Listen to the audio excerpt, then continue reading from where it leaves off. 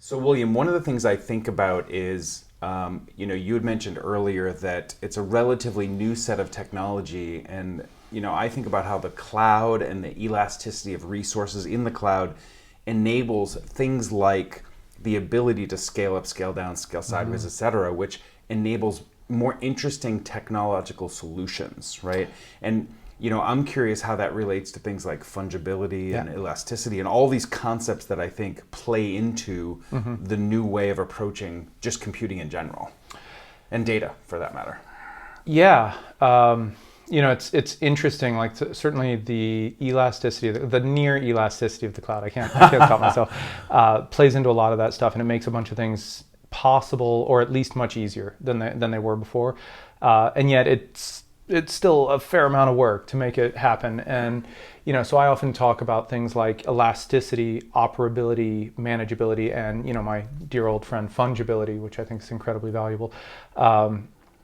And so, elasticity is great. Like the way our software is architected, we have the data processing, which is the CPU intensive bit, is separated from the storage and query capabilities, which is separated from the flat data storage and archival and things like that.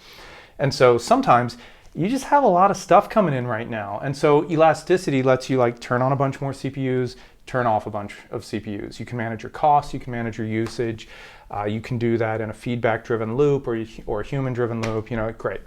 That's sort of that's a building block. If you don't have that, there's a lot of other stuff that's harder and impossible to do. But that didn't solve all your problems. So if you think about a data store, so in our world we have sharded, replicated search clusters of data. Well, scaling that up, adding replicas is actually not hard. If you have an image of a current shard, you can deploy it to a new server and you're up and running. Typically there's a little bit of hand waving around, reloading data that happened during the interval, whatever. Fine. This is standard IT stuff. We do this all the time. Rescaling for shards is difficult, and like with many things, I think the best answer is the dumbest answer, which is, yeah, could you find some clever way to in play? Let's not do that, right? So in the cloud, we can buy CPU, we can buy storage, we can buy RAM, we can buy IOPS. Just re-provision for your new problem space, figure out what resources you need, and then just buy the amount of CPU to get you over the transition from one to the other. So if you have a 4-shard search cluster data store and you want to make it a 6-shard data store, my answer would be just deploy a new empty data store and reindex all the data. And do you pay for CPUs during that interval? Sure, but that's just a fixed monetary cost. And compared to the human cost of anything involving coordination, QA, testing, validation, just don't bother. So the reason I'm so, these kinds of things are what get you these kind of intermediate stages where I talk about operability, which is the ability to keep the system up and running according to your business's parameters, managing your costs, managing your uptime. Is this a service you use 1 week a month? Or is this a service you use 24/7, 365? Do you need nines? Is this for a limited number of users? Is it for a lot of users? Is it for a lot of users, but only during traffic spikes? Everyone's got a profile for that. And if you can't manage the resources around that, you're not going to get it right. You're either bad things happen. But fungibility to me really is almost the end goal of all this. You have to have all these pieces in place, because now what it lets you do is take entire systems, destroy them, rebuild them, turn them off, turn them on, and you can't always get sort of sub-second time if you want to destroy an entire data lake and rebuild it. In our world, we can mostly build them in under 3 hours. And that's pretty good. Most of us have 3 hours if you need to build a whole new data lake from scratch, and that's true if it's terabyte, that's true if it's petabyte. But so once you have the ability at every layer other than your archive, which is sacred, never touch the archive.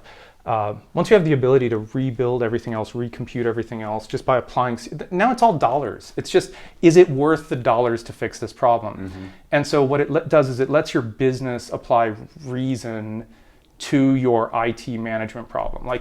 Hey, we want to change the schema. Okay, well, it'll take 3 hours and $250 to rebuild the data lake. Oh yeah, do it immediately, Or, we've got a traffic spike coming up this Friday. We're going to turn on a bunch more CPUs to make sure we have enough capacity. All right, how much is it going to cost? And the answer is it's going to cost this many dollars for this many hours. Okay, is that worth it? Is it not worth it? I don't know. But that ability to rationally manage all these things, and then the ability to rebuild them when things go wrong, because humans will make mistakes. And when I started this job, when I started this company, it was the last time I will ever build a data asset by hand. Because when you make a mistake by hand, you will be fixing it by hand.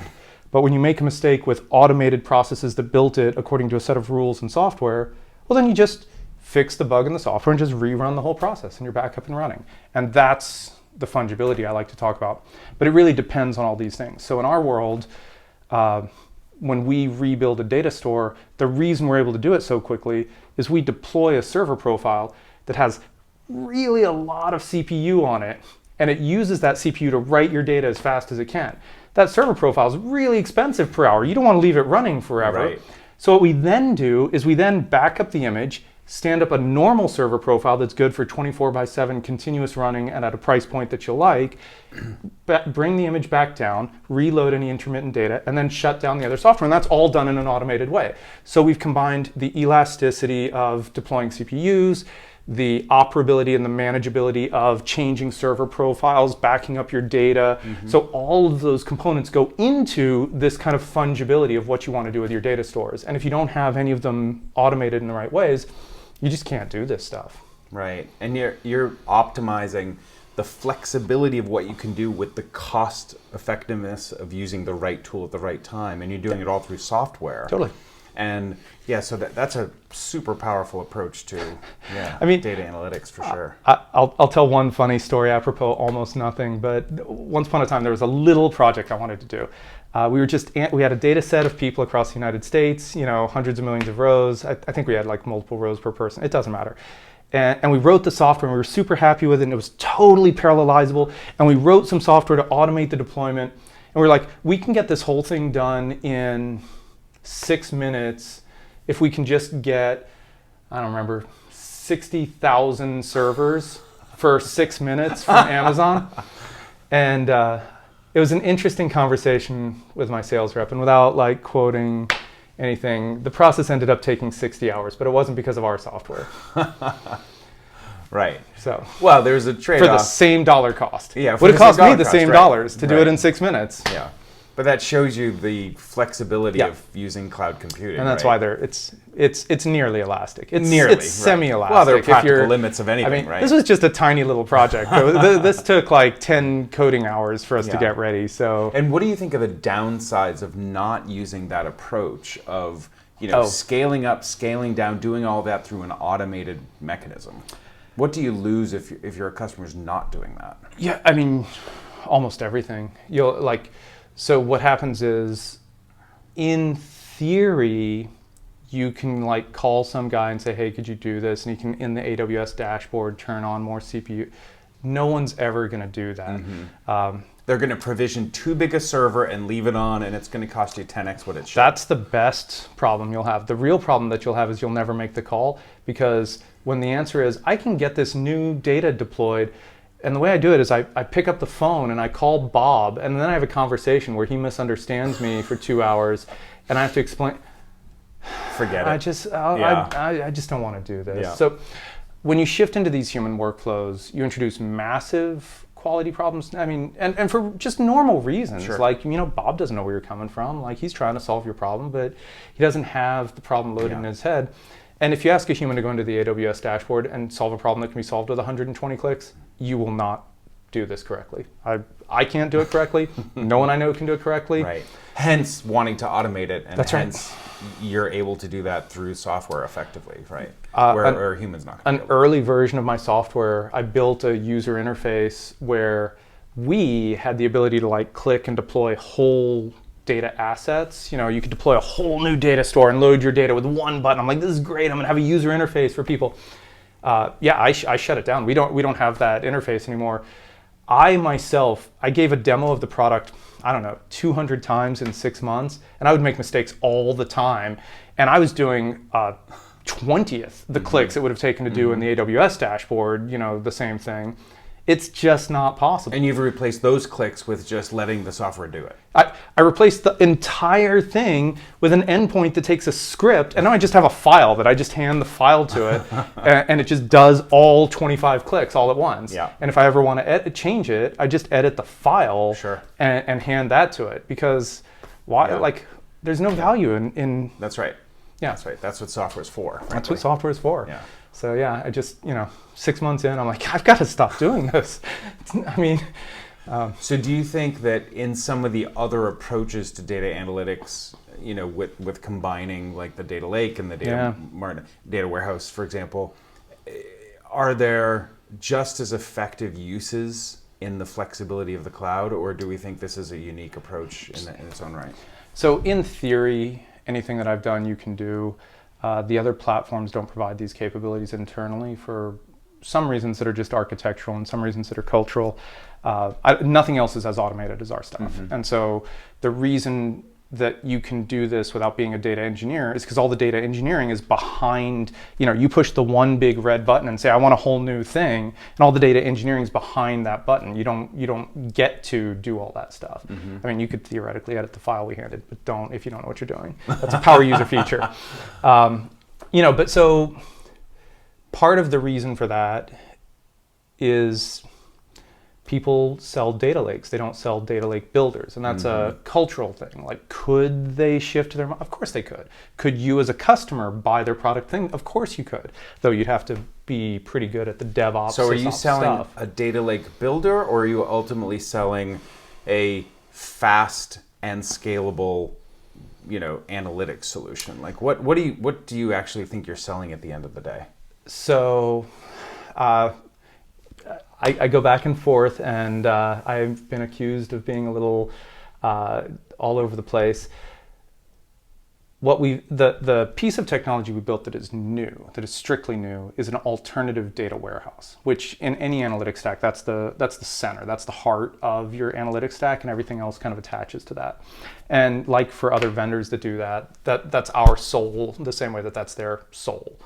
And that's there so that it's highly scalable at a fast, price to performance. It's a search-based approach, which is better price to performance. That's where all the dollars get spent. Yeah. And so, like when people pay us, 90% of their bill is for that. And so that's the product we're selling in many ways. Yeah. But it doesn't work without all this other stuff. And because our approach was built and architected differently, we built and architected the other stuff differently. But there's so much value in that other stuff to get you to where you need to be that you can't just say, oh, and by the way, we have all these other tools. They're really an integral part of what you're doing. That's right. And I think maybe it was that I embraced automation of not just the platform, but of the operations. Our operations are automated with the same software that automate your operations as one of your customers. Like our actual website deploying your software is running the same software that you're running. There's no other software here. So having taken that approach, I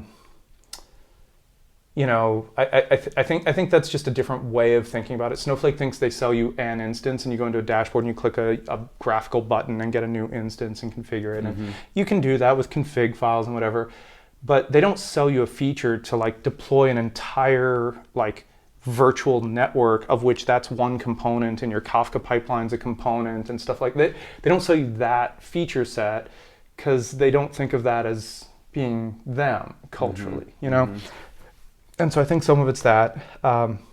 So what we sell you is, I will call it an analytics backbone. So we have our take on a data warehouse, and we have components that provide all these other features because we didn't want you to have to go get something else for the simple cases. But there are cases that are complex, and we don't claim to have done everything in the world in every one of these.